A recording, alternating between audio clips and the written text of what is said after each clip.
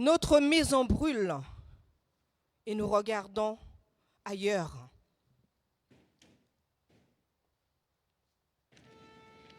Mesdames et messieurs, notre maison brûle et nous regardons ailleurs.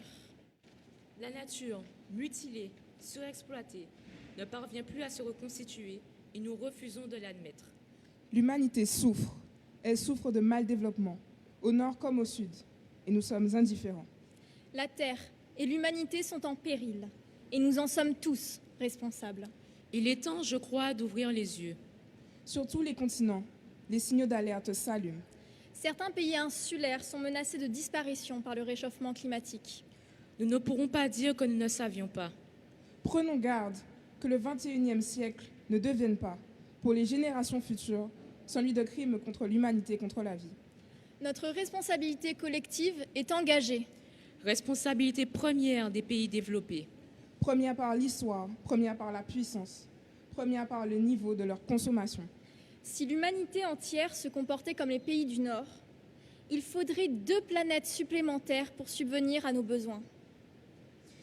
Responsabilité des pays en développement aussi. Nier les contraintes à long terme au nom de l'urgence n'a pas de sens. Ces pays doivent admettre qu'il n'est d'autre solution pour eux que d'inventer un mode de croissance moins polluant. Au regard de l'histoire de la vie sur Terre, celle de l'humanité commence à peine. Et pourtant, la voici déjà, par la faute de l'homme, menaçante pour la nature et donc elle-même menacée. L'homme, point avancé de l'évolution, peut-il devenir l'ennemi de la vie ? Et c'est le risque qu'aujourd'hui nous courons, par égoïsme ou par aveuglement. Il est apparu en Afrique, voici plusieurs millions d'années. Fragile et désarmé, il a su, par son intelligence et ses capacités, essaimer sur la planète entière et lui imposer sa loi. Le moment est venu pour l'humanité, dans la diversité de ses cultures et de ses civilisations, dont chacune a droit d'être respectée. Le moment est venu de nouer avec la nature un lien nouveau, un lien de respect et d'harmonie, et donc d'apprendre à maîtriser la puissance et les appétits de l'homme.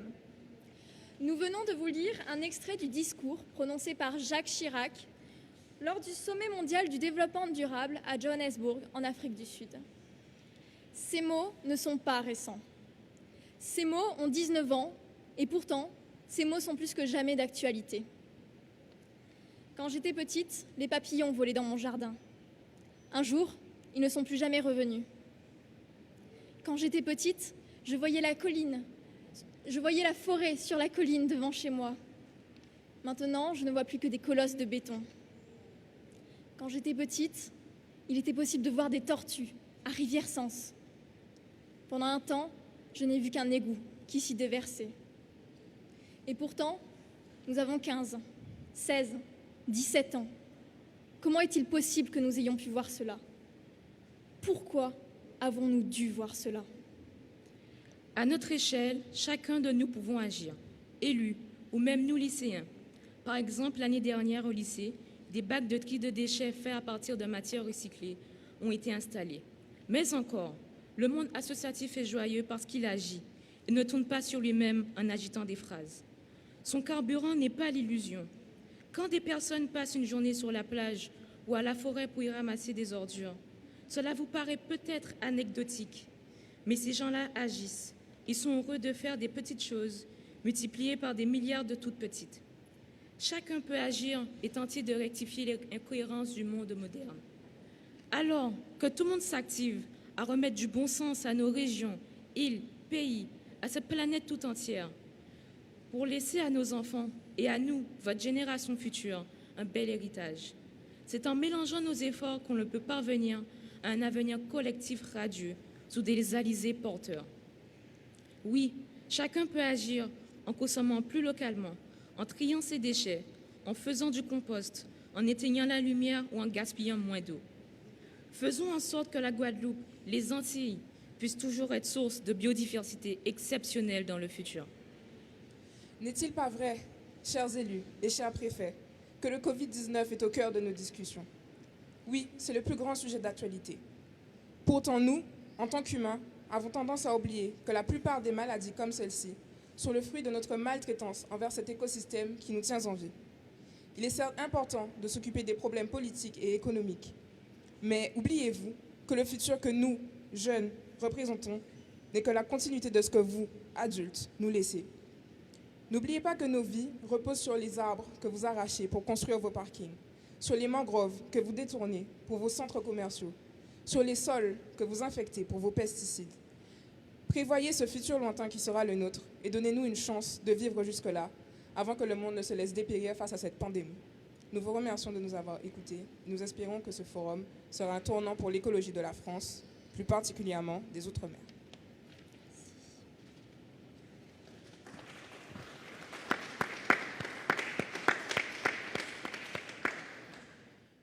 Bonjour à tous. Donc, je vous remercie, les chers éco-délégués du lycée Gerville-Réache, ainsi que votre professeur, Monsieur Laurent Xarier, pour ces propos liminaires qui ont une résonance toute particulière aujourd'hui, 19 ans après, comme vous l'avez dit. On a l'impression qu'ils n'ont pas pris une ride, et c'est important qu'on puisse le rappeler et qu'on puisse fonder ce forum sur cette base-là. En tout cas, c'est une très bonne introduction, donc je vous en remercie. Au nom de la direction de l'ADEAL, donc je suis ravi de vous accueillir dans nos locaux aujourd'hui pour ce forum 100% dématérialisé. Donc je remercie Monsieur le Préfet pour sa présence, à qui je vais céder la parole dans un instant pour l'ouverture officielle. Madame la vice-présidente du Conseil régional, Madame Sylvie Gustave-Duflot, merci d'être parmi nous également. Monsieur Jean-Philippe Courtois, président du Conseil départemental, merci à vous. Cher Jérôme Roch, directeur de l'ADEME, donc merci pour ta présence parmi nous aujourd'hui. Et Monsieur Vétilingon, président en charge du développement durable à la CCI des îles de Guadeloupe. Donc merci à vous également pour votre participation et votre présence aujourd'hui. Donc voilà, sans plus attendre, je cède la parole à Monsieur le Préfet pour l'ouverture officielle de ce forum des transitions pour une Caraïbe durable.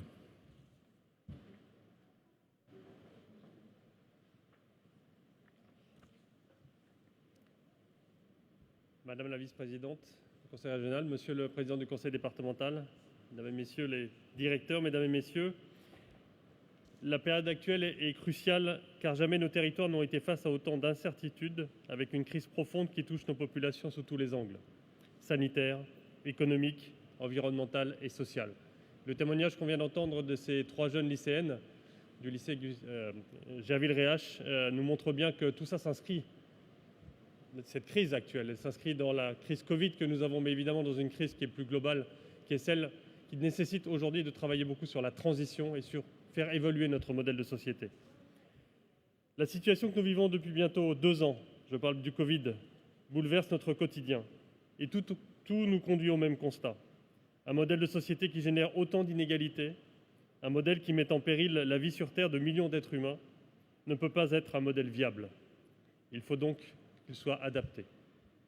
Le tissu social se délite et renforce l'individualisme.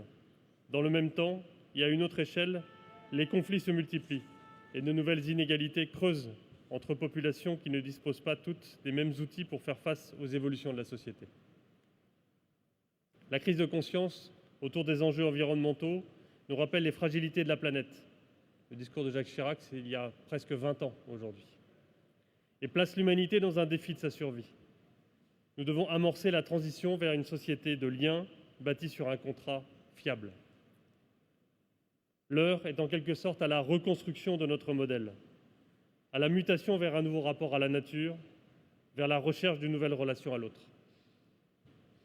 Le Forum des transitions, organisé par le consortium d'acteurs et d'experts, je finirai par l'État et l'ADEAL, la région, la CCI, le comité 21, French Tech Guadeloupe, que je salue, l'association Convergence et l'association Effet Papillon, mais aussi l'ADEAL, qui est un acteur premier dans cette organisation, plus tous ses partenaires, dont l'ADEME qui est ici présente, représentent une vraie opportunité pour mettre en lumière les initiatives et les démarches qui irriguent notre territoire. C'est également une occasion de réinventer de nouvelles formes d'échange et de nouvelles formes de socialisation. Ce forum, qui va s'ouvrir sur une forme dématérialisée, crise Covid oblige, ce qu'on disait tout à l'heure avec Madame la vice-présidente, on rêve de l'instant où on pourra se retrouver réellement en séminaire pour pouvoir échanger entre nous, mais n'attendons pas ce moment et faisons-le dès à présent, y compris en forme dématérialisée. Ce forum, donc, doit nous permettre de tendre vers un objectif commun, une ambition collective, un nouveau souffle qui se substitue à la crise pour donner naissance à des postures ambitieuses et cette fois positives. Il ouvre ses portes au cœur de la Semaine européenne du développement durable et marque un nouvel anniversaire des objectifs du développement durable, objectifs qui ont été adoptés par l'Organisation des Nations Unies en 2015 pour notamment agir en faveur du climat en s'appuyant sur l'éducation pour faire évoluer les comportements. La situation sanitaire actuelle nous invite à être encore plus résilients et encore plus inventifs. Ce forum est ainsi 100% digital, comme je le disais, au bénéfice de la planète et vise une palette de sujets tout en donnant une large place à nos voisins de la Caraïbe. Et c'est important de s'inscrire vraiment dans notre environnement régional. Quelques questions. Comment valider notre potentiel en matière d'export sur les marchés caribéens? Quelle coopération au sein de la Caraïbe? Ce séminaire interroge aussi nos modes de vie et de consommation. À quoi ressemblera la ville de demain?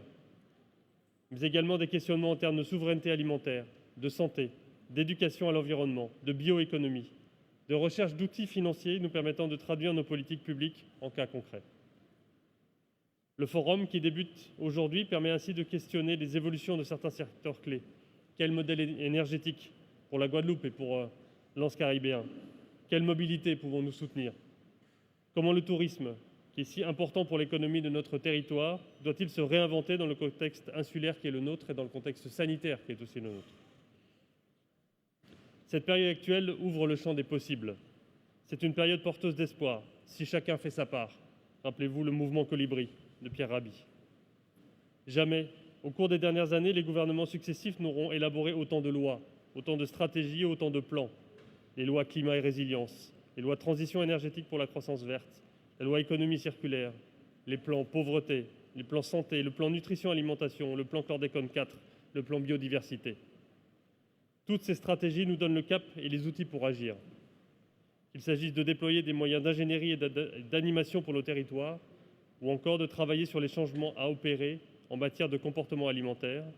Nous sommes aujourd'hui en capacité d'agir pour accélérer les transitions écologiques et agricoles, afin d'atteindre les objectifs de développement durable fixés à l'agenda 2030.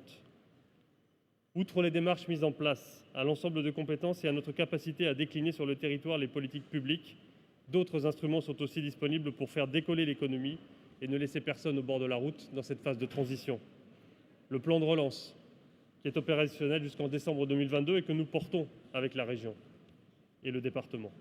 Les nombreux programmes de l'Agence nationale de cohérence des territoires, Action Cœur de Ville, Petite Ville de demain, l'installation des structures France Service pour davantage de proximité avec les usagers, mais encore les contrats de relance et de transition écologique sur lesquels nous sommes en train de travailler avec les EPCI, qui sont les nouveaux cadres de dialogue pour faire converger les priorités de l'État et les projets des territoires portés par les collectivités et aller ensemble vers un nouveau modèle productif, plus écologique et plus sain. Enfin, le Congrès mondial de la nature qui s'est déroulé à Marseille, et où était Madame Sylvie Gustave Di Duflo, tout début septembre, a permis d'inscrire la protection de la biodiversité au cœur des agendas internationaux et aussi nationaux. Il a permis de traduire les ambitions de la future stratégie nationale pour la biodiversité 2021-2030 et de fixer le cap pour la protection et la préservation des écosystèmes pour les 10 prochaines années. Une stratégie focalisée sur la lutte contre l'artificialisation des sols. Je crois qu'on l'a entendu tout à l'heure dans le témoignage de ces 3 jeunes lycéennes. Il est important de ne pas sacrifier nos terres agricoles, nos terres naturelles pour y construire des parkings ou y construire des sujets d'activité de l'homme. Et la transition agroécologique, c'est un sujet majeur ici, en Guadeloupe. Autant de sujets qui seront traités dans le cadre du Forum des transitions auquel vous allez participer. Car il est également important pour nous d'inscrire ces orientations au cœur de notre agenda local. La biodiversité est une richesse pour la Guadeloupe. Elle peut être également une source d'emploi importante pour l'économie locale, notamment pour le secteur du tourisme. La protéger et la rendre accessible, tel doit être notre objectif. Un défi colossal mais tellement enthousiasmant, à nous de trouver le bon équilibre. Et on a ici en Guadeloupe, comme vous le savez, l'Agence régionale de la biodiversité, qui est la première agence qui a été créée et sur laquelle il faut évidemment miser pour la suite. De nombreuses initiatives locales, comme celle-ci, sont en place, avec une vraie volonté des acteurs locaux d'être dans le concret. Vous allez pouvoir les découvrir tout au long de ce forum. Mesdames et messieurs, chers internautes, durant ces 2 jours, je vous invite à participer activement aux travaux en apportant vos contributions, en partageant et en confrontant vos points de vue, en formulant des critiques, bien entendu, mais aussi en formulant des recommandations qui nous permettent à tous d'analyser les risques, les causes, les mesures d'atténuation de ces risques, de constituer notre plan d'action et surtout de tracer la feuille de route qui servira de cap pour l'élaboration de l'agenda 2030 ici en Guadeloupe. J'espère sincèrement que vous parviendrez à des conclusions fructueuses grâce aux efforts de tous. Et je déclare donc officiellement ouvert le premier forum des transitions pour une Caraïbe durable. Je vous souhaite d'excellentes journées de travail et d'échange.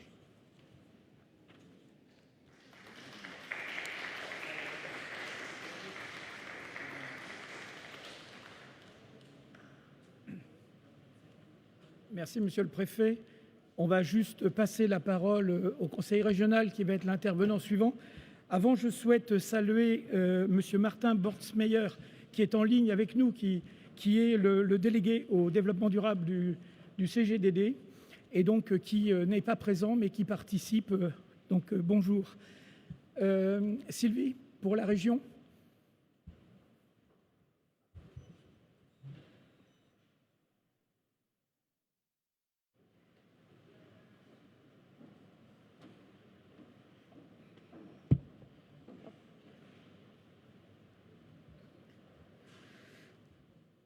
Monsieur le préfet, monsieur le président du conseil départemental, cher Jean-Philippe, monsieur le représentant de la chambre de la CCI, monsieur Vaïti-Lingon, monsieur Jérôme Roch, directeur régional de l'ADEME, mesdames et messieurs en vos grades et qualités. Que vous dire que la préservation de la biodiversité est au cœur de la politique régionale et que sur cette seconde mandature menée par le président Richalus, la transition écologique et énergétique constitue le second pilier de cette mandature après le développement économique durable. C'est dire que nous voulons que notre archipel rayonne et que notre archipel prenne toutes ses responsabilités. 80% de la biodiversité française. Nous l'entendons à chaque discours. Le directeur Jean-François Boyer de l'ADEAL et moi-même, nous revenons du Congrès mondial de la nature et c'est vrai qu'on parle de 80% de biodiversité. Cela veut donc dire que le poids qui est sur notre épaule est beaucoup plus lourd que sur tous les autres territoires. Quand on sait que l'archipel de la Guadeloupe, c'est l'archipel des Antilles qui comporte le plus de biodiversité animale et végétale, c'est vous dire que ce poids, mais il ne faut pas le voir comme un poids négatif, mais c'est un poids, c'est un patrimoine que nous devons transmettre aux générations futures. 80% de la biodiversité, et maintenant, il nous faut plus de 80% d'actions pour préserver cette biodiversité. C'est vrai qu'à ce Congrès mondial de la nature, on a beaucoup parlé d'urgence écologique. Et c'est vrai que le dernier rapport du GIEC, il est de plus en plus alarmant. C'est vrai que lorsqu'on entend au niveau des médias, on demande « mais que fait le gouvernement ?» Il y a des procès au niveau du gouvernement, des ministres, etc. Moi, je dis qu'on ne peut demander des comptes à un gouvernement si nous-mêmes, au niveau de notre territoire, nous ne nous demandons pas nous-mêmes aussi des comptes. Parce que, aujourd'hui, chaque territoire, et monsieur le préfet l'a dit, doit faire sa part du colibri. Combien nous faut-il pour entrer dans les objectifs de la COP de Paris en termes d'énergie renouvelable, en termes de préservation de la biodiversité, en termes d'économie durable, en termes d'empreinte carbone, en termes de compensation, de restauration écologique? Quels sont les paramètres que nous devons mettre en œuvre pour s'assurer que notre territoire rentre bien dans les objectifs de la COP de Paris et des objectifs mondiaux qui ont été définis. Il me semble que la France, au sens le plus large qui soit, est composée de territoires et que chaque territoire a le devoir de faire sa part. Chaque territoire a le devoir de faire sa part. C'est vous dire que ce qui se passe au niveau mondial, nous devons nous l'approprier également au niveau local. La région Guadeloupe, chef de file de la biodiversité, elle participe à la transition écologique. Pour la première fois, nous avons installé les trames bleues et les trames vertes, les corridors écologiques, les continuités. Et c'est vrai que c'est un travail qui a nécessité 2 longues années de concertation avec les services de l'État, avec les acteurs. Pour la première fois, notre schéma d'aménagement régional va être adossé à des trames bleues, à des trames vertes, à des continuités écologiques. Mais pour autant, nous n'avons pas terminé, puisque à ces trames-là, il faudra rajouter d'autres trames. La trame bleu marine, qui s'occupe de la mer, la trame bleue pour la mer, la trame bleu marine pour les espèces nocturnes, etc. Et nous n'avons donc pas fini d'évoluer sur ce plan. C'est également l'Agence régionale de la biodiversité, la première de l'outre-mer, et j'ai pu voir avec une très grande satisfaction, d'autres agences sont en train d'émerger. À Mayotte, en préfiguration, à La Réunion, en préfiguration, et aujourd'hui, la Guyane et la Martinique nous demandent de pouvoir travailler pour monter leur propre agence. Cette agence régionale de la biodiversité est un fer de lance. Il doit promouvoir nos spécificités et la protection que nous déclinons sur le territoire. C'est la stratégie des espèces exotiques envahissantes. Les services de l'État ont rédigé le plan, mais maintenant il faut le mettre en opération. Les espèces exotiques envahissantes, c'est la 2e cause d'érosion de la biodiversité à l'échelon mondial. C'est également un conservatoire botanique que nous allons monter, un conservatoire de la biodiversité. Et bien évidemment, je suis persuadée que nous atteindrons les objectifs fixés par la COP de Paris, à condition que chaque collectivité, chaque agglomération, chaque commune puisse s'approprier des objectifs.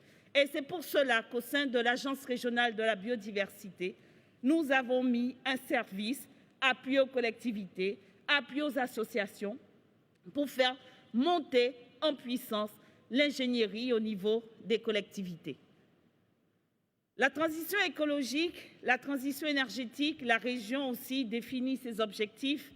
Vous le savez, nous avons un plan ambitieux sur la gestion des déchets.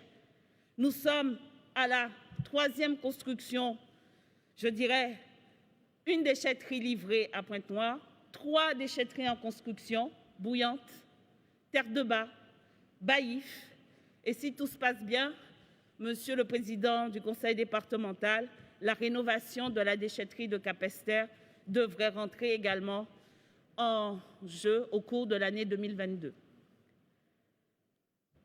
La construction des usines de traitement et de valorisation des déchets.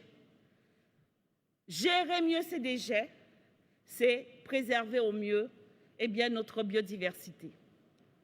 Enfin, mobilisation des collectivités, mais aussi mobilisation citoyenne.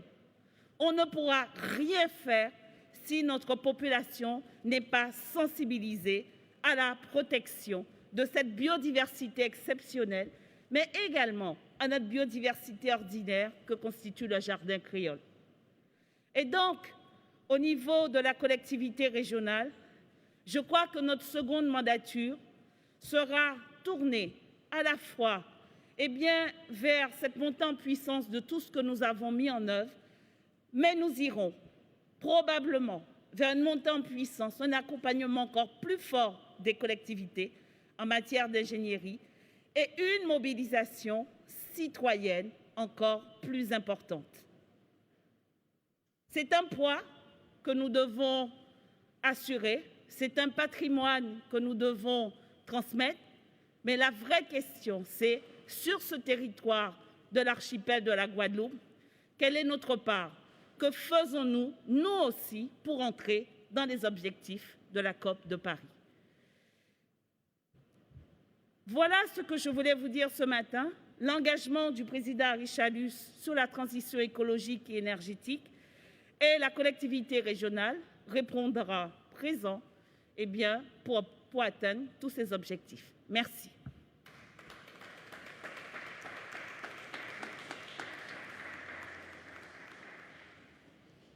Merci, Madame la vice-présidente. J'appelle maintenant Monsieur Jean-Philippe Courtois, président du Conseil départemental.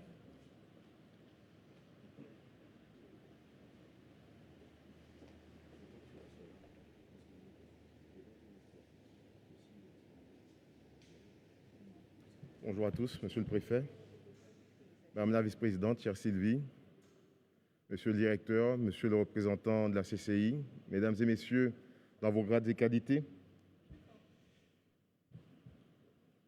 Plus fort. Je tâcherai. Effectivement, je commencerai déjà par cette phrase. Quand j'étais petit, comme me disait tout à l'heure cette lycéenne, je voyais souvent les papillons.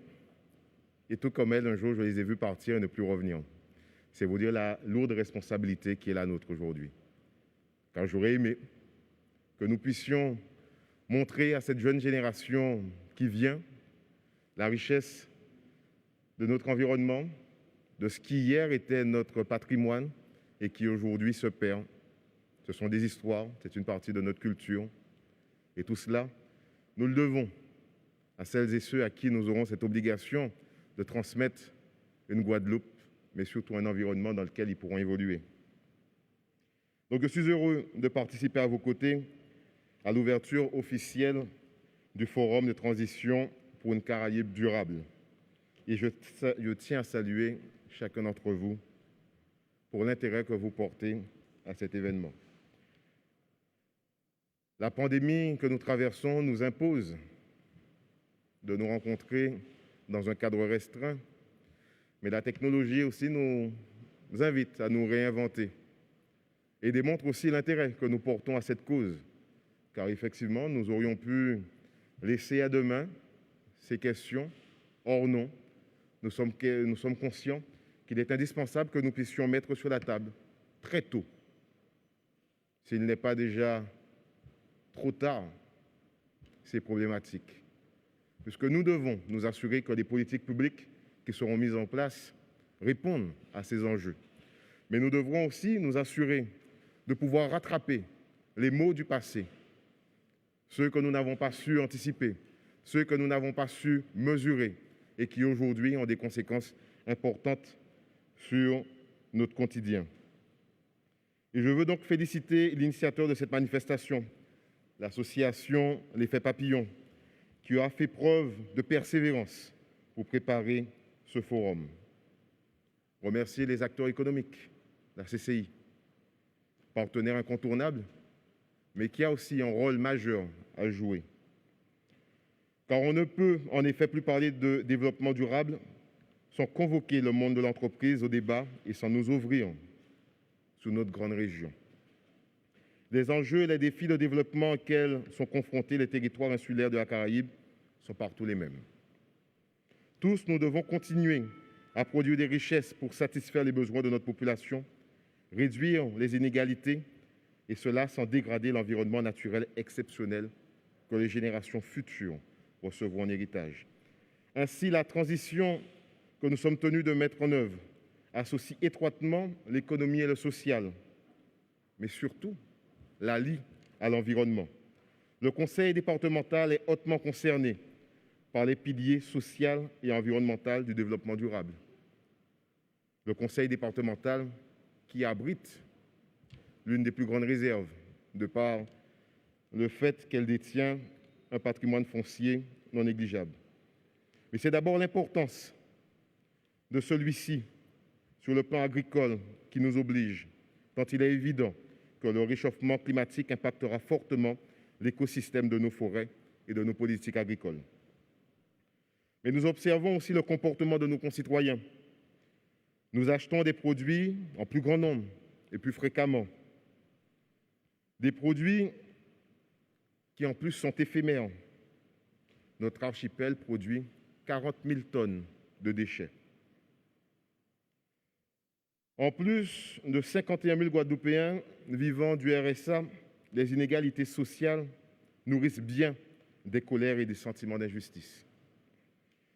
Si nous ne changeons pas nos modes de fonctionnement, de production, de consommation, si nous n'adoptons pas les bons gestes, les changements climatiques altéreront plus encore toute la biodiversité et la beauté de nos paysages.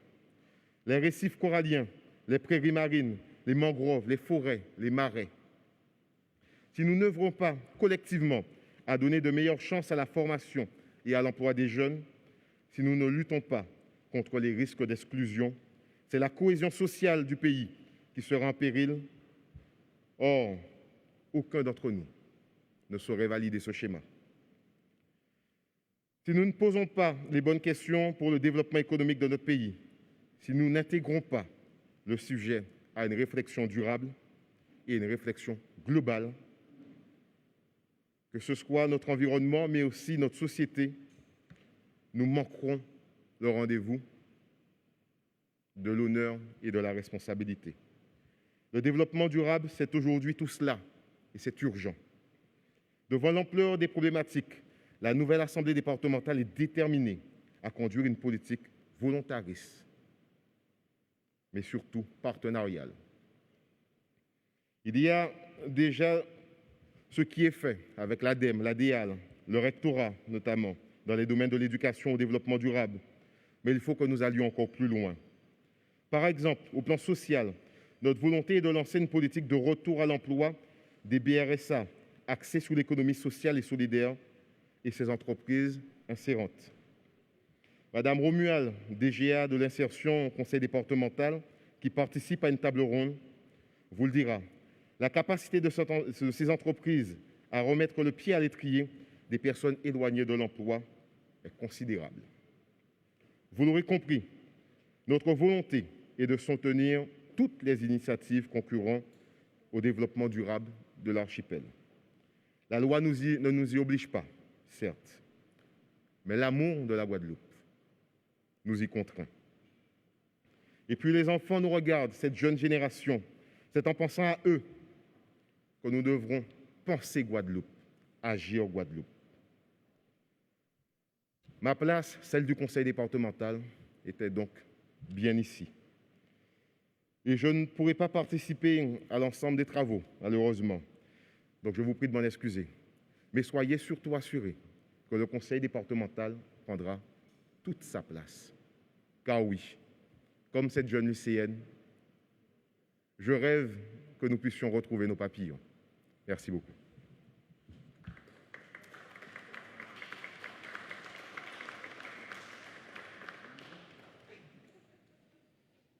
Merci, Monsieur le Président du Conseil départemental. Merci également, Madame Diduflo, pour la région. Donc, je remercie les collectivités pour leur engagement réaffirmé ce matin.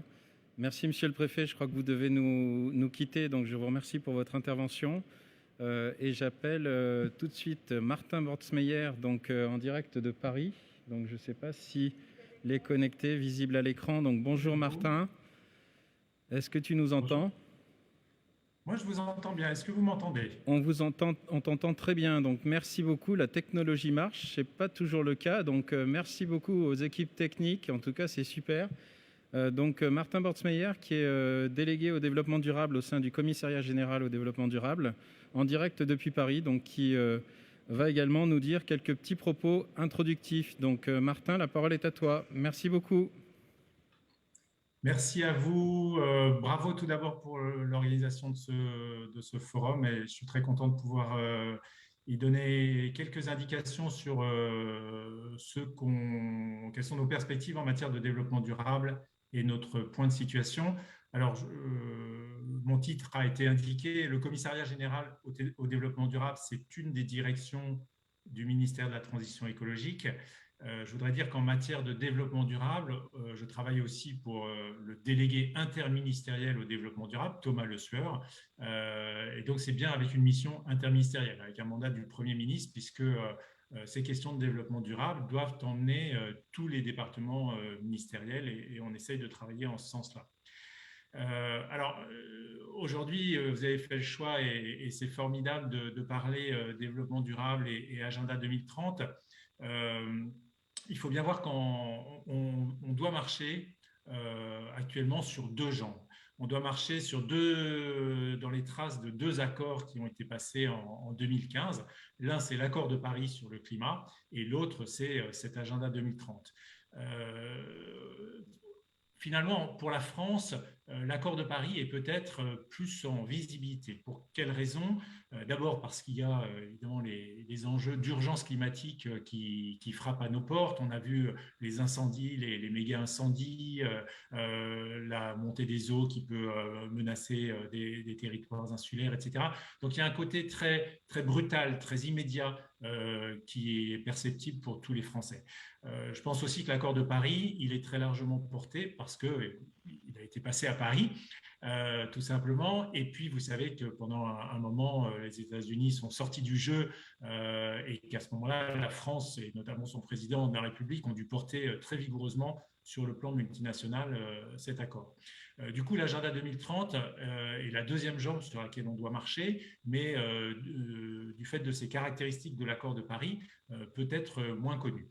Et pourtant, nous, ce qu'on explique et qu'il faut redire, et c'est important pour ça, l'existence de votre forum, du Tour de France qu'organise le Comité 21, du forum que réunit Convergence au mois de septembre tous les ans. Nous, ce qu'on dit avec tous ces acteurs, c'est que l'ensemble des enjeux sont liés entre eux. Si on prend juste la crise de la Covid dont on sort à peine, et encore, nous n'en sommes pas sortis partout, vous êtes bien placés pour le savoir, c'est à la fois une crise de biodiversité au départ, problème de défrichement, un problème d'artificialisation des sols, d'extension de l'espace occupé par l'humanité, donc une crise de biodiversité qui débouche sur une crise de santé parce que le virus circule des espèces animales jusqu'à l'homme, et à partir de cette crise sanitaire massive, une crise économique et sociale avec une hausse des inégalités, avec des difficultés majeures pour les étudiants, etc. Donc on voit bien que tous ces enjeux sont liés. Du coup, une chose qui est maintenant déterminante et qu'il faut absolument prendre en compte quand on élabore des politiques publiques, qu'elles soient nationales ou qu'elles soient territoriales, c'est de prendre en charge les enjeux de justice environnementale. On ne peut pas faire de politique environnementale, désormais c'est très clair, si on ne traite pas de la question des citoyens et des citoyennes qui sont les plus contraints économiquement, qui sont dans les situations les plus difficiles, etc. Et ça, quelque part, les objectifs de développement durable, les ODD, l'agenda 2030 nous permettent de mettre le doigt sur les interrelations entre les enjeux. Et je pourrais prendre d'autres exemples sur les impacts biodiversité et paysagers et climatiques des éoliennes, etc. Enfin, la question environnementale et la question de la durabilité, il ne faut pas se le cacher, c'est une question compliquée parce qu'elle réclame en permanence des arbitrages, elle réclame un très haut niveau de connaissance et de compréhension des enjeux. Et donc, il faut beaucoup échanger entre partenaires comme vous le faites dans cette séquence. Peut-être quelques mots pour dire ce qui a avancé ces 2 dernières années en matière d'objectifs de développement durable, parce que les choses ont bougé. Alors d'abord, les objectifs de développement durable, ils sont cités maintenant dans 2 lois.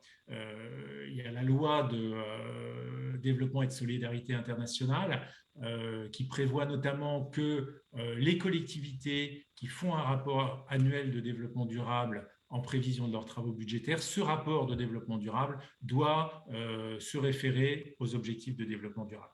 Et puis, il y a la loi climat et résilience qui est passée tout récemment et qui prévoit notamment un levier très important qui est de mobiliser dans les achats publics au travers de critères de développement durable, de mobiliser donc cet outil des achats publics pour intégrer mieux encore le développement durable. Donc ça, ce sont des avancées majeures et qui sont le fruit de très nombreux débats qui ont eu lieu à l'Assemblée nationale et au Sénat cette année sur les ODD.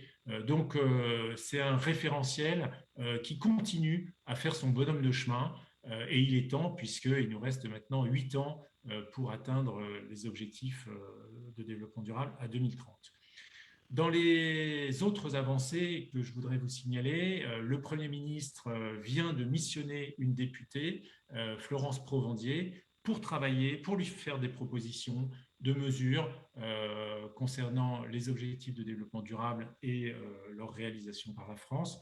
Je ne vais pas en dire plus parce que Florence Provandier interviendra vendredi dans une visioconférence qu'on organise pour expliciter comment elle compte aborder sa mission. Mais c'est un élément très important d'engagement renouvelé du Premier ministre pour l'agenda 2030. Troisième secteur, je ne vais pas être très très long, ne vous inquiétez pas. Troisième secteur dans lequel il y a eu de fortes avancées, c'est le secteur éducatif. Depuis 2 ans, au travers des circulaires du ministère de l'Éducation nationale, au travers des désignations des éco-délégués, la question de l'éducation au développement durable a formidablement pris de l'importance. Donc c'est vrai au niveau du secondaire et c'est vrai aussi au niveau de l'enseignement supérieur, puisqu'il y a actuellement un travail piloté par Jean Jouzel du GIEC pour généraliser l'enseignement à la transition écologique, au développement durable dans le supérieur. Donc, 2 aspects importants où la question de la durabilité se répand. Donc, la loi, la mission de la députée Florence Provandier, le secteur éducatif. 4e point que je voudrais souligner, c'est le secteur de la finance qui prend de plus en plus en compte les objectifs de développement durable en travaillant sur des critères de durabilité. Alors, c'est vrai notamment pour la finance internationale, les banques de développement, l'AFD, je crois que l'AFD a des programmes aussi dans les Caraïbes. Donc, il s'agit de se doter de critères permettant d'apprécier les opérations de financement. Et pourquoi c'est important dans le secteur de la finance? C'est important pour les financiers parce que ça leur donne un horizon. 2030 est un horizon de moyen terme pour un financier et qui est donc un bon horizon pour travailler, pour réfléchir à son métier, pour réfléchir à son business model, à ses produits, etc. Et donc, les objectifs de développement durable sont assez facilement intégrés par la finance. Alors, à l'inverse, ça désigne peut-être, à contrario, 2 secteurs où il nous reste beaucoup de travail à faire, même si les choses progressent. D'une part, les entreprises autres que la finance. On a bien entendu des entreprises pionnières, très actives, et il y en a un certain nombre qui vont témoigner dans votre forum. Mais globalement, le secteur des entreprises pourrait encore augmenter beaucoup son investissement sur la question de l'agenda 2030. Et puis, c'est vrai aussi dans les collectivités, où on a des expérimentations, notamment d'aligner le budget de la collectivité sur l'agenda 2030, d'évaluer son programme d'action au regard des objectifs de développement durable, mais on a encore beaucoup de travail devant nous en la matière. Et c'est un peu ce qu'on a cherché à pointer avec cette feuille de route nationale pour l'agenda 2030, qui est un document donc, qui a été construit, qui a été rédigé par l'ensemble de la communauté des acteurs engagés dans les EDD. Et donc, il y a cette volonté de travailler tous ensemble, de travailler de façon en partenariat, de travailler avec des acteurs des entreprises, des collectivités, de l'enseignement, de la recherche, des associations. C'est très important. Ça reste une façon de faire typique du développement durable et qui est très importante pour réaliser les arbitrages, pour mieux comprendre les intérêts divergents et arriver du coup à tracer son chemin au milieu de ces 17 objectifs de développement durable. Mais le plus important, c'est le passage à l'acte et donc que ces acteurs se réunissent au travers de coalitions, ça c'est notre vœu, pour établir des programmes d'action qui permettraient réellement d'avancer vers des cibles ODD. Voilà, je suis au bout de mon propos. Peut-être juste vous signaler un dernier point qui est un outil qu'on mobilise pour avancer sur l'agenda 2030, ce sont les indicateurs. L'agenda 2030, c'est un programme par objectif et donc qui s'appuie sur, qui détermine 169 cibles pour les ODD et qui s'appuie sur toute une batterie d'indicateurs. Et fournir ces indicateurs permet de suivre l'action, de vérifier vérifier qu'on avance. Donc les délégations régionales de l'INSEE font des analyses régionales à partir des indicateurs territoriaux des EDD. Je ne sais pas si c'est le cas en Guadeloupe, c'est le cas dans un certain nombre de régions de la métropole en tout cas, et ça me paraît important de pouvoir disposer de l'ensemble des indicateurs territoriaux pour pouvoir piloter son travail. Nous allons nous-mêmes, dès demain, lors d'un événement qu'organise le commissariat général, nous allons mettre sur la table un document qui s'appelle « L'état des lieux de la France au regard des objectifs de développement durable ». L'état des lieux de la France au regard des objectifs de développement durable. C'est une espèce de panorama de la France. On a mobilisé de très nombreux indicateurs statistiques, des études, des analyses, etc., pour essayer de dire, mais finalement, alors qu'il nous reste 8 ans devant nous, où est-ce qu'on se situe du point de vue des ODD, et nous souhaitons que ce document soit mis en débat dans les mois qui viennent, et j'espère qu'il pourra aussi être saisi par votre très beau département. Merci beaucoup. Merci beaucoup Martin pour cette présentation depuis Paris. Donc, je vais céder la parole à Jérôme Roch, directeur régional de l'ADEME, donc l'Agence de la transition écologique, le bras armé de l'État qui, aux côtés des collectivités, est amené à financer des opérations. Donc, cher Jérôme, je te laisse la parole. Merci à toi pour ta présence. Merci. Eh bien, monsieur le délégué interministériel, monsieur le directeur adjoint de la DEAL, monsieur le président de la commission développement durable de la CCI, mesdames et messieurs, merci de m'accueillir aujourd'hui. C'est vrai qu'on est dans un contexte, et je pense que les jeunes lycéennes l'ont bien traduit en début de cette séquence, on est dans un contexte qui est quand même particulièrement anxiogène, où les mauvaises nouvelles s'accumulent. Je pense qu'on a souligné tout à l'heure le 6e rapport du GIEC qui est paru il y a un tout petit peu plus d'un mois. Les conclusions aussi, en tout cas les alertes que le congrès de l'UICN qui se tenait à Marseille récemment nous envoyait comme en matière d'érosion de la biodiversité. Et moi, j'ai aussi vu passer une étude récemment qui a été faite auprès de 10 000 jeunes dans 10 pays, de 16 à 25 ans, dans 10 pays du monde, une étude très sérieuse qui montrait que 75% d'entre eux trouvaient le futur effrayant. Et effectivement, quand notre jeunesse mondiale trouve notre futur effrayant, effectivement, il est compliqué d'être serein, bien sûr. Alors aujourd'hui, moi j'apprécie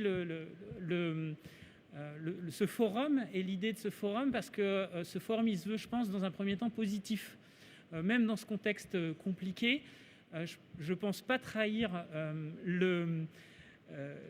l'idée des organisateurs de dire on va se faire rencontrer des gens pour essayer d'avoir des témoignages concrets, locaux, le plus souvent possible. On va essayer d'avoir des idées, de phosphorer ensemble et d'essayer de monter des projets concrets pour progresser sur ces questions environnementales. Et donc je salue cette initiative parce que je pense que cette idée malgré un contexte compliqué, d'essayer d'aller de l'avant sur ces questions, c'est particulièrement important.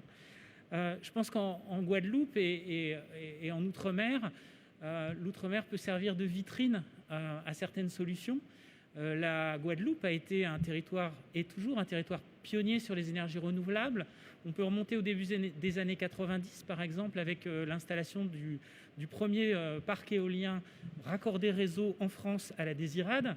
On peut encore remonter aussi à la centrale de Bouillante, première centrale géothermie haute énergie en France aussi, et puis plus récemment, à Marie-Galante, le parc éolien de Petite Place, qui était le premier parc éolien avec stockage. On voit donc que l'outre-mer, et singulièrement la Guadeloupe, peut servir d'exemple pour des solutions techniques qui peuvent être appliquées par ailleurs. On a et je crois que le législateur l'a bien compris aussi dans la loi de 2015 de transition énergétique, qui fixe aux Outre-mer un horizon 2030 d'autonomie énergétique qui est bien en avance par rapport aux autres objectifs de l'Hexagone. Et on essaye, avec la programmation pluriannuelle de l'énergie ici menée par l'État et la région, de tenir ces objectifs. Même chose pour le plan régional de prévention et de gestion des déchets.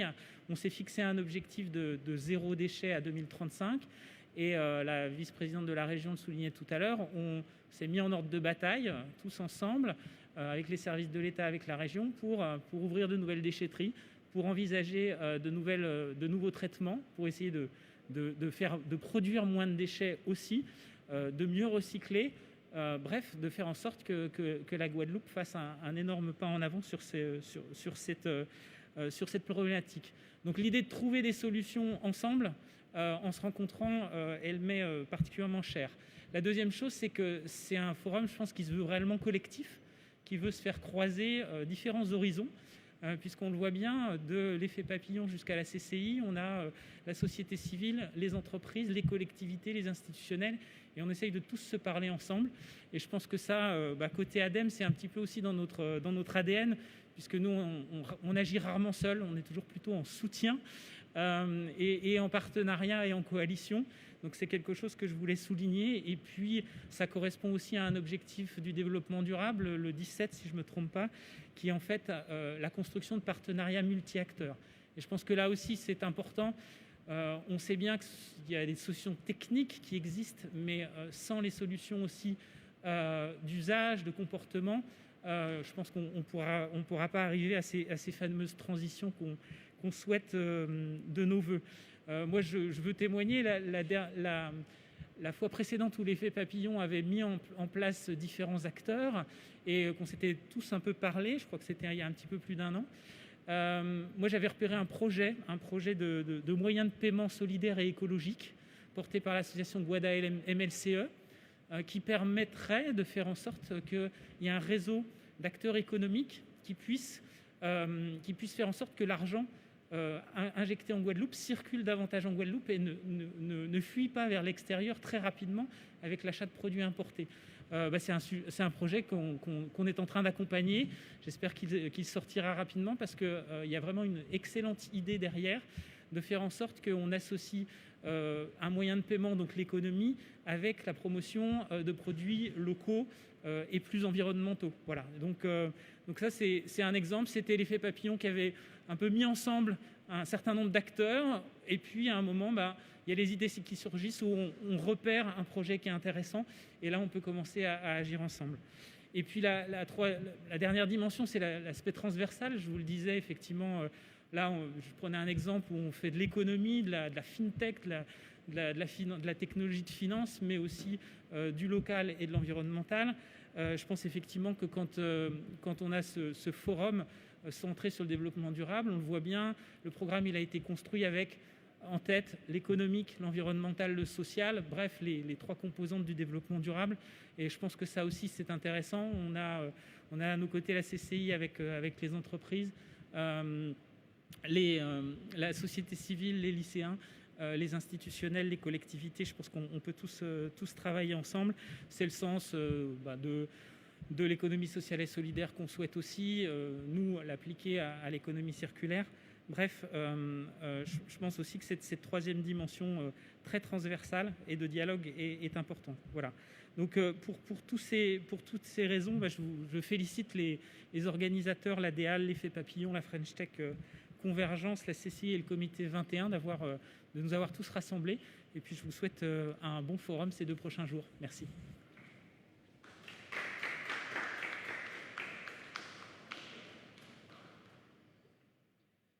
Merci Jérôme. Donc effectivement, tu l'as rappelé, tu l'as dit, le développement durable, c'est 3 piliers, donc le social, l'environnemental et l'économique. Et c'est effectivement important que les acteurs de la Chambre de commerce et d'industrie soient présents parmi nous aujourd'hui parce que dans le brainstorming collectif, dans l'intelligence collective des travaux de ce forum, dans les bonnes idées qui peuvent émerger, il faut aussi mettre en avant les évolutions du tissu économique, le développement des circuits courts, le développement d'un certain nombre de filières qui sont sources d'emplois non délocalisables et qui sont extrêmement importants pour notre territoire. Donc, sans plus de transition, je cède la parole à Camille Veitilingon, donc président de la commission développement durable au sein de la Chambre de commerce et d'industrie des îles de Guadeloupe. Monsieur Veitilingon, c'est à vous et merci pour votre présence.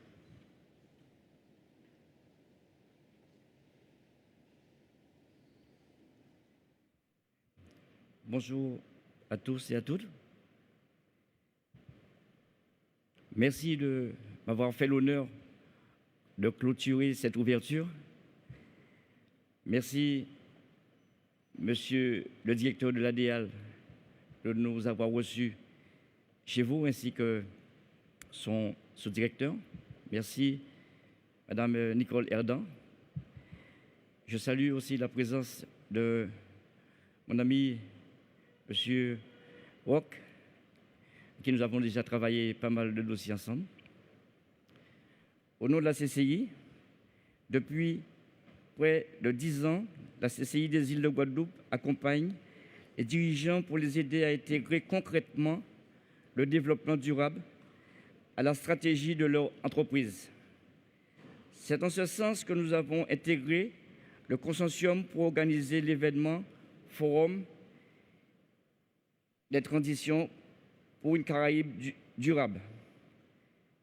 Ainsi, dans une logique de mobilisation du secteur privé, un focus entreprise a été fait par le biais des rencontres pro-développement durable.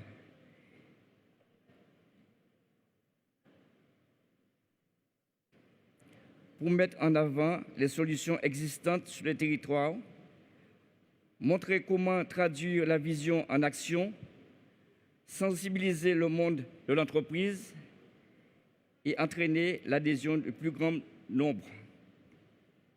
Je souhaite donc que ces échanges permettent d'insuffler à nos entreprises cette indispensable obligation de changer de paradigme pour conduire, vendre et servir autrement. Un grand merci à toutes les équipes des partenaires qui ont organisé ce forum. Je vous remercie.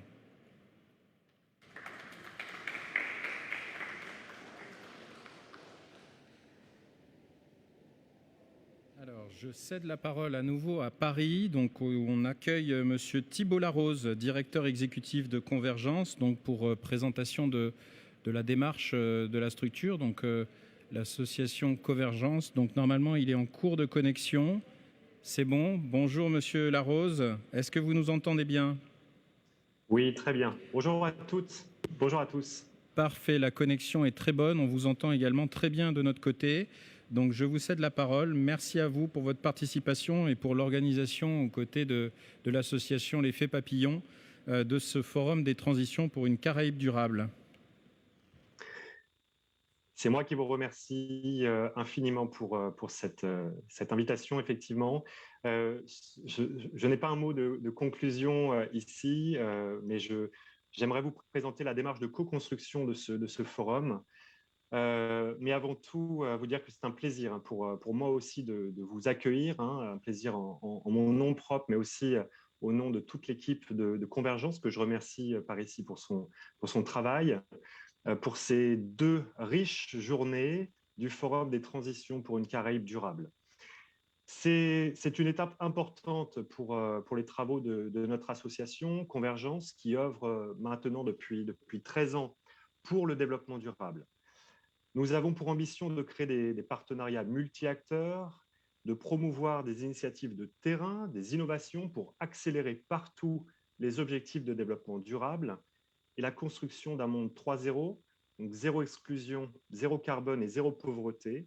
Ces 3 zéros qui sont finalement le reflet des 3 piliers du développement durable pour concilier les enjeux sociaux, environnementaux et économiques. Ici, en Guadeloupe, et j'aimerais être sur place parmi vous, ici en Guadeloupe, dans les Antilles, cette étape est importante parce qu'elle porte, après qu'on ait fait le Forum mondial 3.0 à Paris il y a quelques semaines, véritablement un tournant. Ce Forum des transitions pour une Caraïbe durable fait preuve d'une démarche de co-construction exceptionnelle. C'est une démarche pensée avant la crise sanitaire, adaptée à ces impératifs, en partenariat avec des acteurs de taille, en partenariat avec des acteurs engagés qui ont décidé pour la première fois de mettre en commun leurs forces pour un impact concret dans les Outre-mer et particulièrement dans les Antilles. Donc ce forum est en effet la fusion de plusieurs événements nationaux et locaux. On en a cité quelques-uns, je vais les reprendre. Donc les rencontres pro du développement durable, le colloque de restitution du diagnostic alimentaire, l'étape Antilles du Tour de France des ODD et enfin le forum Convergence Caraïbes. Donc plusieurs événements, donc en un seul et même forum pour plus d'impact.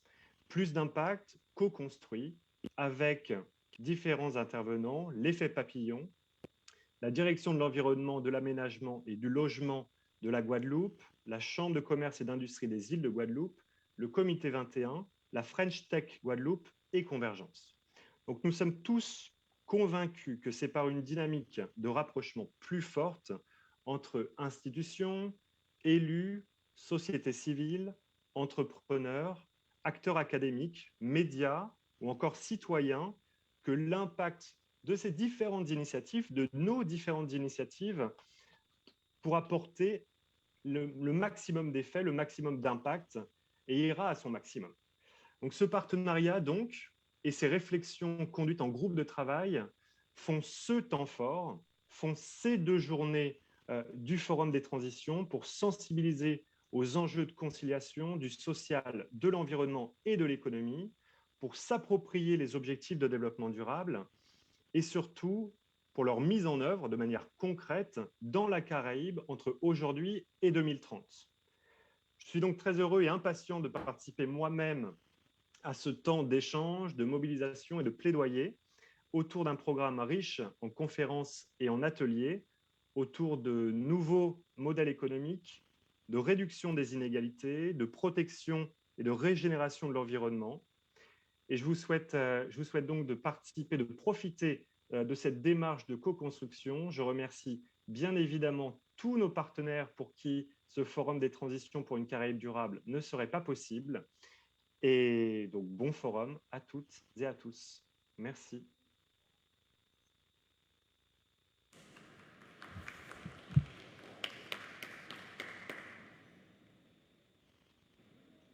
Voilà.